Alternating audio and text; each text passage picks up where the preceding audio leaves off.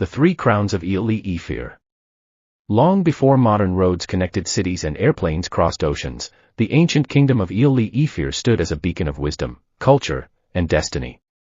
The throne of the Horni was not merely a seat of power, it was a sacred responsibility passed from one generation to another. In the 20th and 21st centuries, three kings would wear the crown in different seasons of history. Though they never ruled at the same time, their stories would form one remarkable journey. The king who built bridges. The year was changing rapidly. Colonial influence was reshaping Africa, and many ancient institutions feared being forgotten. Yet on the throne of Ile Ife sat a calm and visionary monarch, Ooni Adesoji Aderemi. He understood that tradition and progress did not have to be enemies. Many elders worried. If we embrace modern education, some said, our culture may disappear. Others argued that the old ways alone could not prepare the people for the future. The Horni listened patiently. Instead of choosing one side, he built a bridge between both worlds. He encouraged education while preserving culture. He welcomed development while protecting tradition. His wisdom became so respected that he later served as governor of Nigeria's western region. Yet despite the prestige, he never forgot that he was first a servant of his people. Under his leadership, many young men and women found opportunities they never imagined possible. When he walked through the streets of Ile Ife, people saw not merely a king but a father.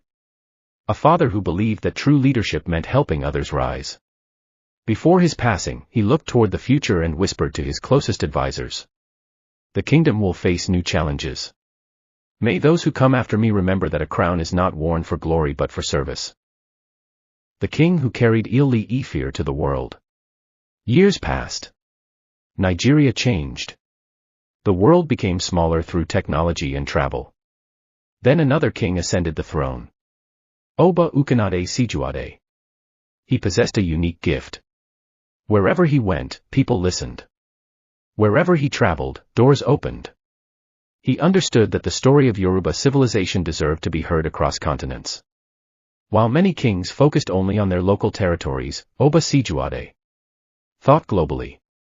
He traveled widely. He met presidents, diplomats, business leaders, and traditional rulers from different nations. Wherever he stood, he proudly spoke of Ile Ife. He spoke of its ancient history. He spoke of its remarkable art. He spoke of its spiritual significance.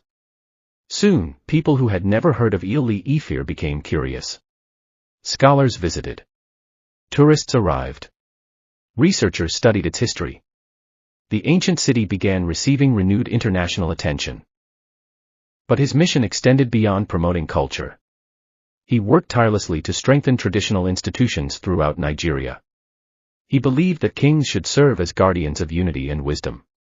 Under his reign, many traditional rulers found renewed confidence in their roles. One evening, while standing beneath the stars of Ile Ife, he told a gathering of chiefs. Our ancestors built a civilization that inspired generations. Let us never allow their legacy to fade. His words echoed through the kingdom. And generations listened. The king of a new generation. The world entered a digital age. Young people carried smartphones. Social media connected millions. New opportunities emerged, but so did new divisions. When Adeyeye Enitan Ogunwusi became Ooni, he inherited not only a throne but also a rapidly changing world. Many wondered how an ancient monarchy would remain relevant. The new Horni answered through action. He visited communities. He met entrepreneurs. He encouraged innovation. He spoke to young people in language they understood. Rather than seeing youth as future leaders, he saw them as leaders already. He promoted empowerment programs. He encouraged business development. He supported initiatives aimed at helping young Nigerians build better futures.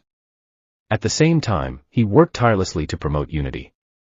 He welcomed people from different ethnic backgrounds, religions, and nations. His message was simple. Our differences should not divide us. They should strengthen us. Many young people who once felt disconnected from their heritage began rediscovering their roots. They learned the stories of their ancestors. They embraced culture while pursuing modern dreams. The Horni often reminded them. You can build tomorrow without forgetting yesterday. The dream of the three kings. One night, a young student in Ile Ife fell asleep while studying the history of the kingdom. In his dream, he found himself standing inside a magnificent hall. 3 golden thrones stood before him. On one throne sat Ooni Adesoji Aderemi. On another sat Ooni Okunade Sijuwade. On the third sat Ooni Adeyeye Enitan Ogunwusi. The student was amazed. The 3 kings smiled. Aderemi spoke first. Build bridges where others build walls. Sijuwade followed. Carry your heritage proudly wherever you go. Then Ogunwusi said, use your gifts to unite and empower others. The student looked at them and asked, what is the greatest treasure of Ile Ife? The kings exchanged glances. Then they answered together, the people. The hall filled with light. The student awoke. Though it had only been a dream, the message stayed with him forever. The story of these 3 Oonis is not merely about kings. It is about service. It is about preserving culture while embracing progress. It is about leadership that inspires generations. Ooni Adesoji Aderemi built bridges. Ooni Okunade Sijuwade carried the glory of Ife to the world. Adeyeye Enitan Ogunwusi continues to empower people and promote unity. 3 crowns. 3 generations. 1 sacred mission. To ensure that the light of Ile Ife continues to shine, not only across Nigeria but across the world. The young student could not forget the dream. Days turned into weeks. Weeks became months. Yet the voices of the 3 kings remained alive in his heart. Build bridges. Carry your heritage proudly. Empower and unite others. One afternoon, while walking through the ancient streets of Ile Ife, he met an elderly man sitting beneath a large tree. The old man seemed ordinary. His clothes were simple. His sandals were worn. But his eyes carried the wisdom of many years. The student greeted him respectfully. The old man smiled. You have been searching for something. The student was startled. How do you know? The old man pointed toward the Ooni's palace in the distance. Many people come here seeking treasure, power, or fame. But few come seeking purpose. The student sat beside him. I had a dream about the 3 Oonis. The old man nodded as if he had expected those words. Then your journey is only beginning. The student listened carefully. The old man continued. Many think kings change history through their crowns. That is only partly true. Great kings change history because they awaken greatness in ordinary people. The student remained silent. For the first time, he realized the dream was not really about the kings. It was about the people they inspired. Years later, the student became a teacher. He taught children from different backgrounds. Some came from wealthy homes. Others struggled daily. Many had never visited Ile Ife. Yet he shared the stories of the 3 Oonis with all of them. One student eventually became an engineer in Canada. Another became a doctor in South Africa. Another started a technology company in Kenya. Another became a diplomat representing Nigeria abroad. Whenever they faced difficult choices, they remembered the lessons. The engineer built affordable housing projects. The doctor volunteered in underserved communities. The entrepreneur created jobs for young people.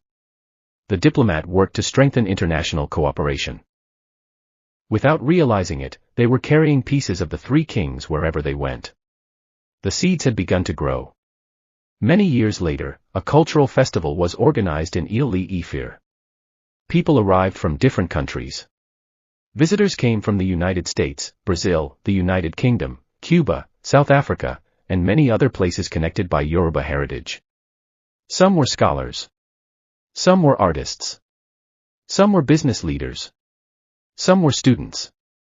Among the crowd stood the former students of the teacher. Each had achieved success in different fields. As they shared their stories, a remarkable pattern emerged. The engineer had built bridges. The entrepreneur had promoted culture internationally. The diplomat had worked to unite people from different nations.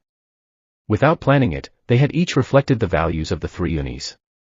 One elderly chief listening nearby smiled quietly. The crown is working, he whispered.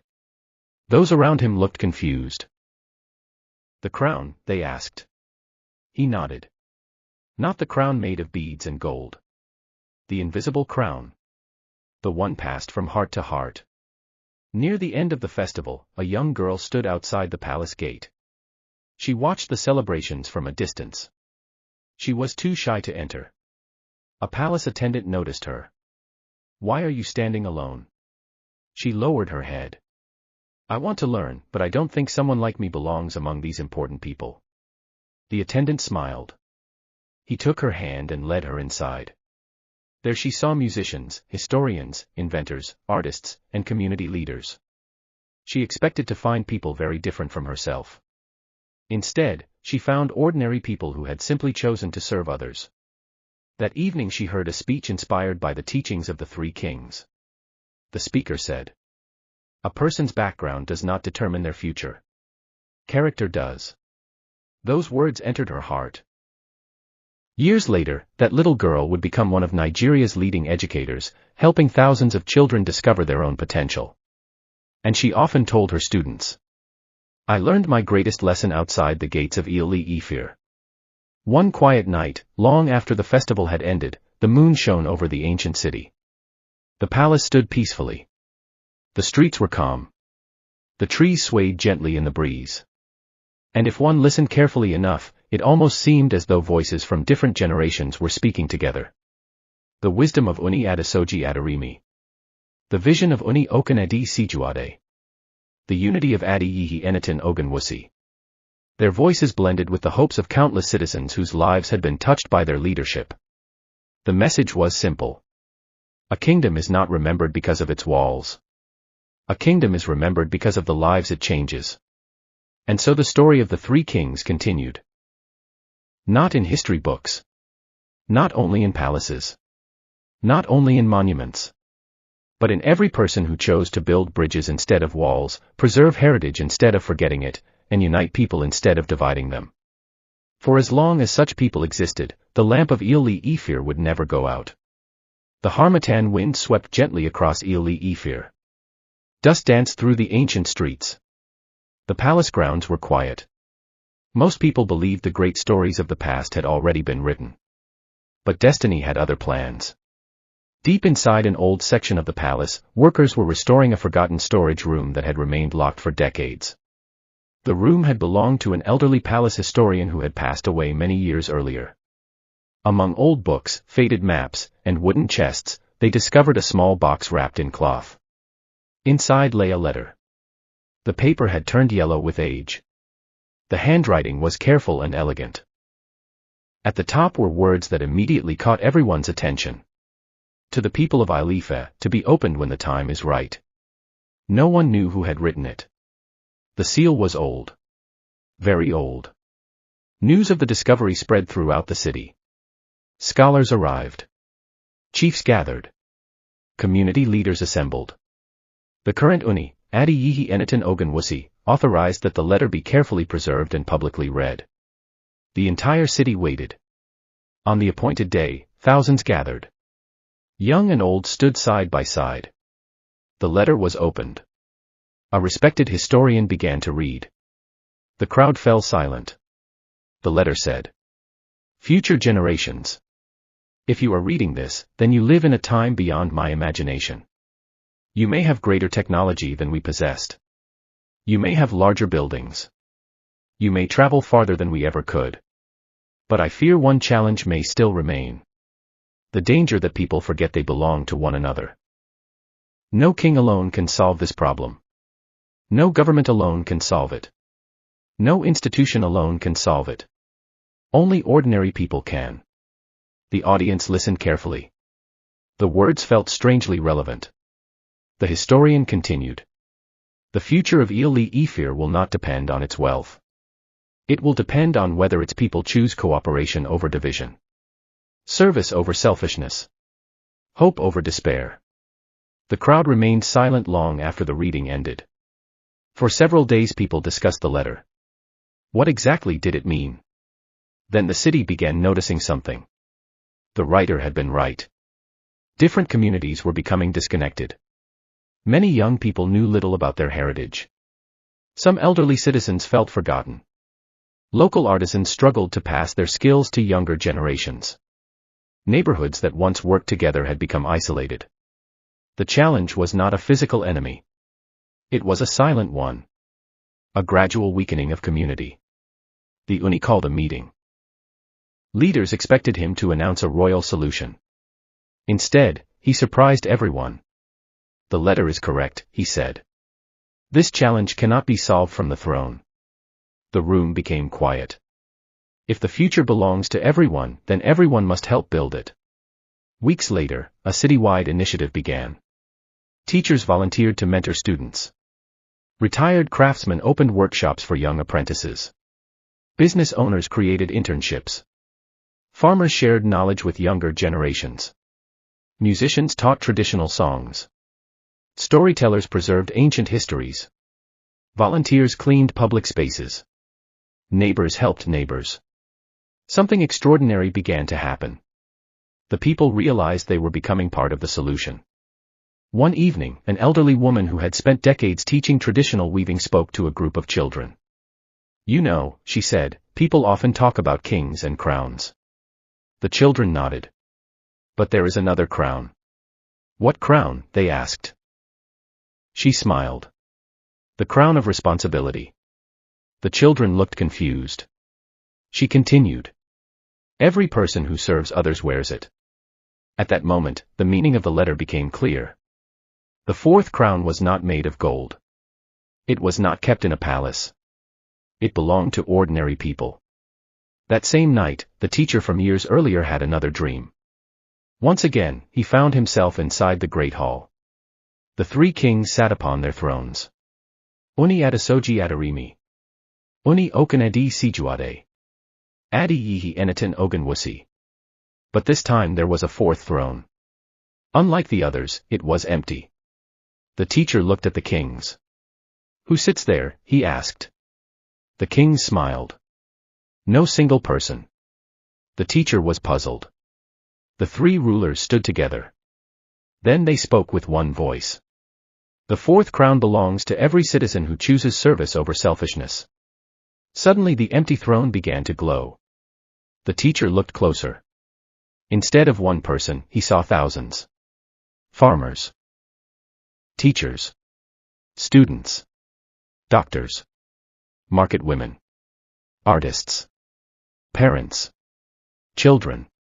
Each carried a small piece of the crown. Only together did it become complete. As years passed, the story of the letter spread beyond Ile Ife. People from other cities came to learn about the movement. Many expected to find a secret royal strategy.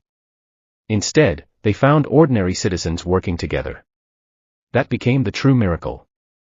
The three kings had each left a legacy. Ooni Adesoji Aderemi taught the value of service. Ooni Okunade Sijuwade taught the value of cultural pride.